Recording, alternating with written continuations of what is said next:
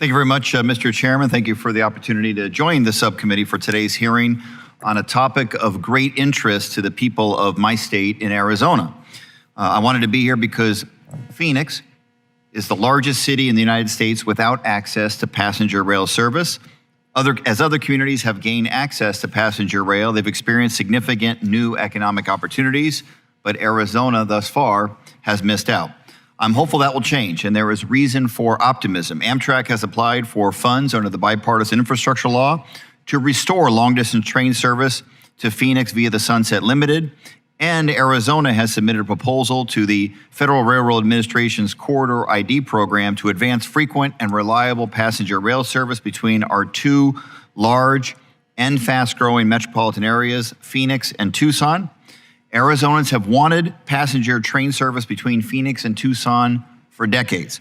So it is no surprise that this effort has significant local and state support. The mayors of Phoenix and Tucson and other communities along the proposed lines are on board, and the state of Arizona is behind it and has provided $3.5 million in state funds for the planning effort. What does this all mean for Arizona? It means opportunity. Opportunity to connect our communities, make them more accessible and productive and more internationally competitive. Opportunity to boost our regional economies with better access to jobs and more private investment along the route. Opportunity to ease congestion along Interstate 10 to help reduce air pollution. Mr. Gardner, if Amtrak is successful in its application for federal funds through the bipartisan infrastructure law to restore long-distance train service to Phoenix, how specifically will these resources be invested, and how will these investments help advance and accelerate the development of the Tucson, Phoenix, West Valley intercity passenger rail line? Well, thank you very much for the question. And I just had the pleasure of seeing the mayor of Phoenix and the mayor of Mesa recently and heard their strong interest and support in this. And as you said, it's really a pretty remarkable corridor, very, very strong local support, bipartisan support for bringing service back there. As we mentioned, Arizona DOT will be the lead. They've submitted corridor identification applications to consider service between Phoenix and Tucson. And what we're also trying to start is the work to connect Phoenix to the west back to the UP main line, the Southern Pacific Sunset route.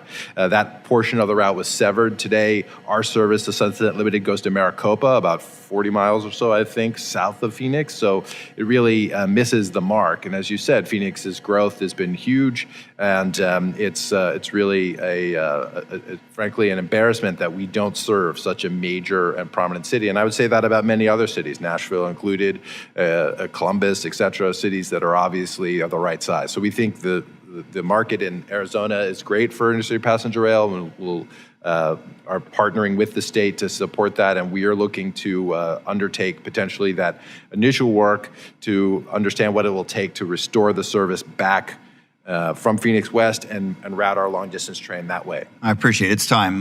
You said the word embarrassment. I mean, Phoenix is the 5th most populous city in the United States of America, and it does not have access to intercity rail service. I talked a little bit about the opportunities that will come with new passenger rail between Tucson and Phoenix. Could you talk about some of the benefits Amtrak has seen in other communities that get new intercity rail service and what ridership has looked like? Well, we're really excited for this new service, of course, in the Gulf Coast coming. I would say that in general, we see very strong adoption when we introduce new service.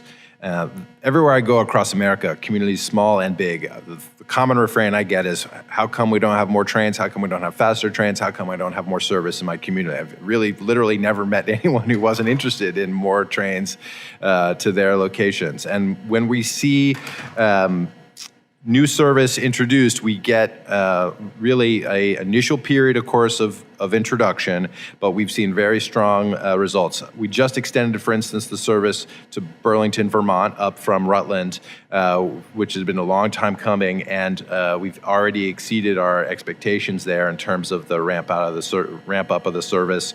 We anticipate again, where we can produce a reliable, frequent, and competitive option, that passengers will come, and that the state will see real value for its investment. I think this is clear because states continue to maintain this service year after year after year. Once it's installed, it becomes an integral part of the community, and they elect to continue those investments to preserve the service. Thank you very much. My time is up. I yield back. Thank you.